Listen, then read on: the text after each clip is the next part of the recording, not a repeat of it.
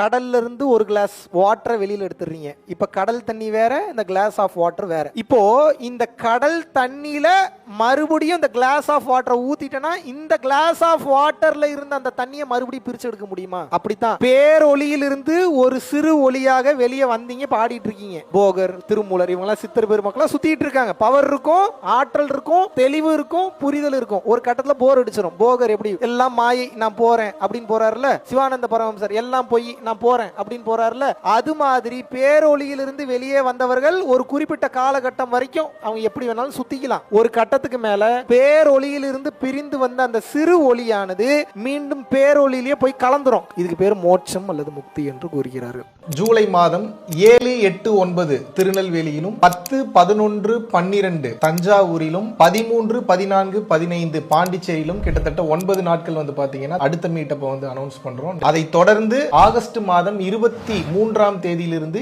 29ஆம் தேதி வரைக்கும் 7 நாட்கள் வந்து பாத்தீங்கன்னா பூட்டானில் வந்து ஒரு அற்புதமான ஸ்பிரிச்சுவல் யாத்திரையை வந்து மேற்கொள்ள இருக்கிறோம். ஜூன் மாதமே 28ஆம் தேதி வந்து பாத்தீங்கன்னா சென்னையில் சத்சங்கத்தை வந்து ஏற்பாடு வந்து செய்திருக்கிறோம். விருப்பப்படக்கூடிய நபர்கள் www.paramporulfoundation.in வெப்சைட்ல போய் உங்களது பெயரை வந்து முன்பதிவு செய்து கொள்ளலாம். கீழே கொடுக்கப்பட்டுள்ள கான்டாக்ட் நம்பர் கான்டாக்ட் பண்ணீங்கனாலும் நமது வாலண்டியர்ஸ் நிச்சயமாக உங்களை வந்து கைட் பண்ணுவாங்க. நன்றி, வணக்கம்.